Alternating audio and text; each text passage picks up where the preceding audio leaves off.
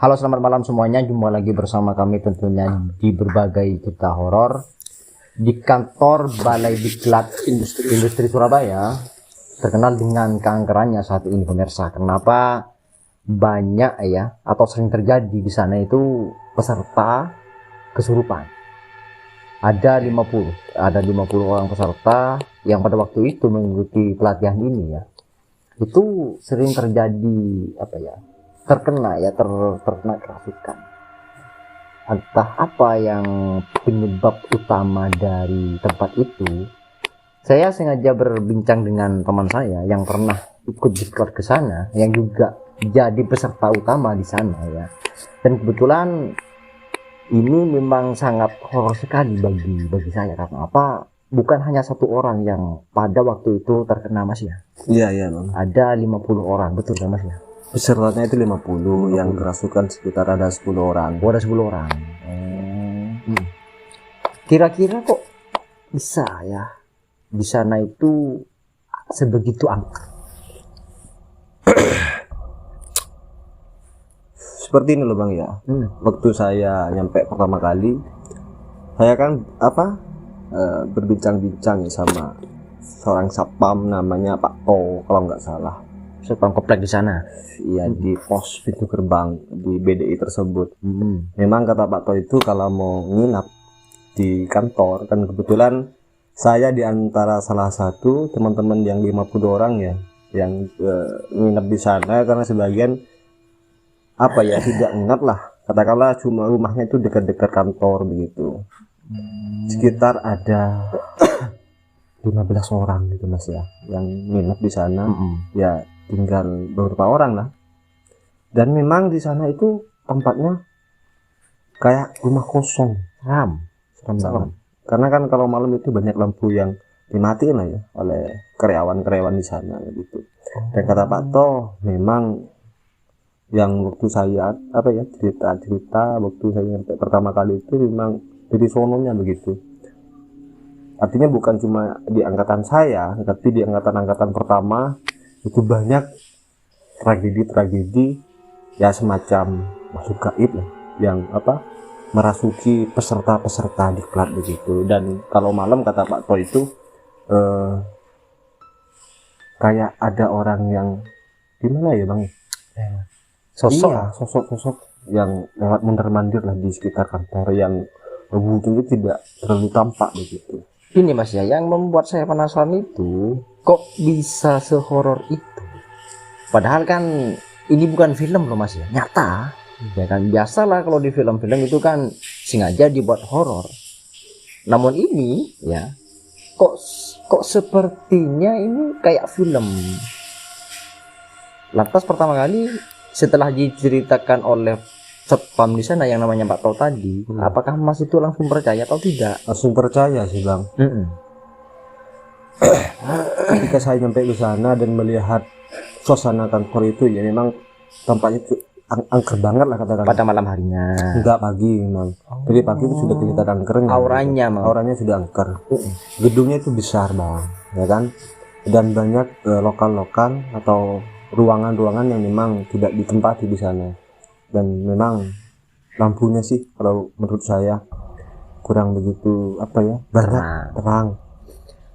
Terus yang kedua yang membuat saya penasaran lagi, apakah awal permulaan dari gedung ini ataukah ya bekas dari pemakaman, ataukah tanah yang ditempati ini adalah tanah wakaf atau gimana? Kok bisa sebegitu parahnya itu angker? Kalau urusan itu saya sih kan nggak terlalu nanya. Terlalu dalam seperti itu sama Pak To-nya. Iya. Ya mungkin kan seperti ini loh Mas ya.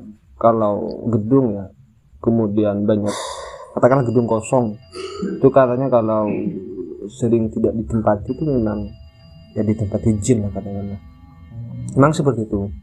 Ya kata orang-orang yang sudah biasa ya menangani makhluk-makhluk gaib. Makanya kalau ada rumah yang kebanyakan lokalnya itu ya, paling tidak kan harus ada lampu di sana. Karena yang bahaya kalau ada semacam kamar tapi lampunya gelap, dan itu biasanya memang langsung ditempati jin, walaupun ada sebagian orang di dalamnya. Dan kebetulan memang di kantor BDI itu ya memang kebanyakan lokalnya loh mas. Dan sebenarnya bukan yang bikin saya ketakutan di sana selama mengikuti pelatihan itu bukan yang sering terjadinya kerasukan atau kesurupan, tetapi ketika saya pas isya sebelum tidur ya sama teman-teman sekitar, kan cuma hanya ada 30 orang yang nginep. Bentar dulu mas, kalau sampean itu anggaplah mukim biasanya itu tidurnya di mana mas? Di kantor itu. Oh, di kantor itu? Iya, tapi di bawah itu ada kamar khusus untuk peserta yang tidak pulang atau yang nginep di sana. Itu sekitar ada 30 orang, per kamar itu ada 5 orang. Dan malam pertama waktu saya mengikuti pelatihan di sana memang kalau nggak salah sekitar jam 11 malam, kebetulan memang di kamar saya itu cuma hanya ada 5 orang. Rasanya ada orang yang mengetuk-ngetuk pintu loh. Kok terus berulang-ulang seperti itu. Dan tak kirain karena kan malam pertama dan hari pertama pada saat itu tak kirain ada instruktur yang ingin ada sesuatu lah istilah yang harus disampaikan. Ternyata ketika saya buka ternyata nggak ada apa-apa. Memberanikan diri untuk bangun lah ya, untuk cek. Itu pun gelap. Emang gelap loh kantornya kalau malam, nggak ada lampu-lampu ya seperti kantor-kantor yang lain lah katakanlah. Gini mas ya, kok bisa kantor itu tidak tidak dirawat, padahal kan itu kan tempat pelatihan mas ya kan. Kalau kantornya sih dirawat bang, cuma hanya saja penerangan itu yang kurang bagi saya, sehingga memang gampang jin ya menempati lah katakanlah. Dan bukan cuma hanya istilah ketuk-ketuk pintu yang sering terjadi atau yang sering saya alami ketika saya selama di sana. Dan ketika saya mandi dan kebetulan memang kamar mandinya di kamar kan bang ya. Kalau saya kan kamar mandinya kan pakai pet, itu sering hati sendiri loh petnya. Sekilas ya dari pemikiran saya itu kok kayak film mas ya. Iya kan memang film itu kan diangkat dari kisah nyata. Kebanyakan bang. Tak semuanya film itu mengangkat cerita kosong katakanlah. Rata-rata kalau horor itu mengangkat dari cerita kisah nyata gitu. Dan saya pun sebenarnya tidak kaget dengan situasi-situasi yang seperti itu. Ya ada di tempat katakanlah memang sudah ker. Dan pernah saya juga memang tidak bisa dihitung lah selama saya berada di sana tempat-tempat situasi-situasi yang sering menakutkan ya bagi saya. Dan pernah saya waktu tidur dan saya bangun kalau nggak salah jam 1 dan kebetulan saya kan mau pipis ya. Mau pipis di jendela itu loh bang, kayak ada orang yang mondar-mandir. Sering terjadi seperti itu. Jadi ini menjadi tantangan tersendiri bagi peserta diklat, bagi peserta ya. Iya. Pertama harus lulus tes, terus yang kedua ya pada malam harinya itu harus kuat dengan situasi yang sudah terjadi di sana. Iya. Lantas gini mas ya, pas dengan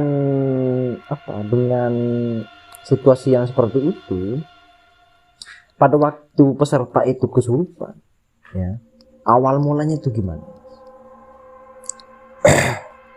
Ya nggak tahu kok sih kalau awal mulanya kan tiba-tiba cuma hanya ada orang yang kesurupan begitu. Nggak tahu kalau awal-awalnya. Ya biasanya kan difaktori dengan pikiran kosong katakanlah. Ya nggak cuma hanya ketika mengikuti pelatihan tiba-tiba langsung pingsan, langsung kesurupan gitu, nggak ada gejala-gejala. Atau barangkali gini lah ya, pas malamnya paling siang. Enggak, pas malamnya paling dia itu sudah takut paling ya, karena kan seperti hal yang diceritakan oleh masnya tadi, bahwasanya sering diketok pintunya, mandi lampunya petnya itu mati ya kan, airnya itu mati, air kerannya itu mati, dan itu kebawa ke siangnya mas seperti itu ya kan. Anggaplah pikirannya itu nggak fokus terhadap diklatnya itu, terhadap materinya itu, hanya fokus yang apa yang terjadi pada malam harinya itu paling. Bisa jadi seperti itu loh bang. Bahaya juga kalau seperti itu masnya. Masnya itu di sana itu berapa hari mas? Saya 20 hari loh bang di sana di Surabaya di pelatihan itu. Ya selama 20 hari memang tiap malam ada hal-hal yang aneh sebelum saya tidur. Sering kali memang seperti itu. Yang menjadi acuan masnya itu kuat ya. Karena kan tiap malamnya masnya pasti kan nggak lelap Ya sebenarnya nggak betah saya sih di sana selama 20 hari ya. Mau bagaimana lagi kan? Yang namanya pengangguran kan ingin dapat pekerjaan loh Bang. Dan kebetulan memang di BDI itu bagi yang sudah selesai melaksanakan praktiknya selama 20 hari langsung otomatis dapat pekerjaan Bang. Jadi saya kejar itu. Waduh, kalau saya nggak berani Mas ya. Sebenarnya bukan cuma hanya peserta loh yang nggak berani, bahkan semua instruktur yang ada di sana itu memang semuanya merasakan ketakutan kalau di malam hari. Makanya kalau di malam hari itu nyaris tidak ada praktek. Dan kebetulan walaupun ada jadwal praktiknya itu biasanya diambil siang. Itu yang kerasukan itu terjadi malam atau siang Mas? Siang kalau kesurupan. Malam pun juga ada, tapi kalau siang itu banyak kan. Kalau orang kerasukan itu kan tak harus siang malam Bang. Iyalah. Siang pun jadi kalau misalnya jinnya mau kan untuk masuk kepada pada tubuh seseorang. Tapi kalau sudah memang kejadian itu terjadi kepada peserta yang kata Mas tadi kerasukan, apa yang dilakukan oleh instruktur di sana? Memang kebetulan di sana karena memang terkenal dengan keangkerannya, pihak kantor itu memang sudah menyediakan spesialis untuk semacam pengusir orang-orang yang dukun istilahnya lah. Ya. Dan pernah juga saya Bang pada malam terakhir saya waktu saya mau pulang dan memang saya istilahnya sama teman-teman kan mencoba untuk naik ke lantai 3 itu kan, melihat situasi di sana tak kirain ada lampunya ternyata gelap. Dan nyampainya di lantai ketiga saya memberanikan diri sama teman-teman yang 5 orang itu untuk masuk dan mengecek mesin-mesin. Mesin apa saja kan begitu kan, penasaran kalau peserta. Apa yang merek apa kan begitu. Sangat terlihat jelas kalau pada saat itu saya di pojokan karena kan gedungnya kan luas. Jadi Bang, tidak terlalu secara wajah pada makhluk gaib itu tampak terlihat, tapi yang jelas itu putih dan berambut panjang tepat di pojok. Dan semuanya pada kabur, ya termasuk saya. Pada malam iya. Di sana itu ada berapa lantai Mas? Ada 3 lantai. 3 lantai. Berarti Masnya itu cek ke lantai terakhir berarti di atas. Dari lantai 3 ya, lantai 2 itu memang nggak ada lampunya, walaupun ada mungkin tidak dinyalain. Yang menjadi pertanyaan besar cuma hanya saja ya, di kamar peserta yang ada lampunya. Ya, kemudian di halaman. Jadi makanya wajar Pak To sebagai security di sana itu sering melihat orang-orang yang mondar-mandir katakanlah dengan di lantai atas berarti. Di halaman sering, di lantai atas sering. Itu kan? Karena kan terlihat loh Bang, dilihat dari bawah ke lantai atas itu kan kaca semua. Itu memang seperti ada orang di sana dalam. Sering Pak To melihat seperti itu. Makanya Pak To itu sering ngasih saran sama saya kalau malam jangan keluar loh Mas. Begitu memang. Berat berarti Mas ya. Ini tantangan berat bagi Masnya juga. Karena apa? Karena selain juga menghadapi materi yang akan diberikan oleh instruktur, pada malam harinya Masnya juga diberikan materi oleh berbagai makhluk yang berada di sana seperti itu. Berat banget ini. Gak tahu loh Bang, yang namanya orang ingin dapat pekerjaan katakanlah sebagai orang pengangguran, ya apapun rintangannya ya tetap terjang. Yang menjadi pertanyaan besar bagi saya Mas ya, lantas langkah instruktur di sana itu kalau sudah memang gedungnya seangker itu, apakah memang mau dibiarkan seperti itu? Ya tetap loh Bang, karena kan anggarannya kan gede begitu. Gedung yang sebesar itu, seluas itu, masa mau ditinggal cuma hanya gara-gara makhluk gaib ya? Nggak mungkin katakanlah. Gedung itu milik pemerintah, Kementerian Perindustrian loh Bang, yang mana menyediakan bagi orang-orang yang ingin dapat pekerjaan melalui pelatihan itu.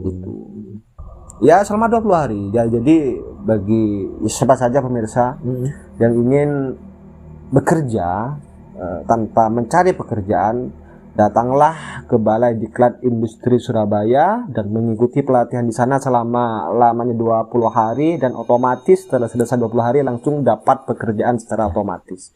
Begitu. Ya, tantangan dan resikonya ya seperti yang saya ceritakan tadi. Memang kalau mau memukim di sana ya seperti itu tempatnya. Penuh dengan misteri. Tiap malam begitu. Ya, yang namanya cuma hanya ya anak-anak kosan katakanlah, anak-anak ya ingin dapat pekerjaan. Nggak tahu loh bang yang mau cerita saya. Iya. Oke gini mas ya, masnya itu kesannya itu dengan siapa? Saya cuma hanya berdua loh bang sama teman guru. Namanya Pak Fandi begitu.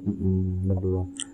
Lantas komen dari temannya masnya itu ya si Pak Fandi itu gimana? Ya sama. Ingin pulang begitu loh bang. Tapi kan sudah tanggungan mas ya. Nah, dan kebetulan semuanya sudah sama-sama beristri kan. Jadi tidak ya harus Kuat lah. Kuat. Harus diselesaikan terlebih dahulu yang 20 hari pelatihannya biar otomatis langsung dapat pekerjaan.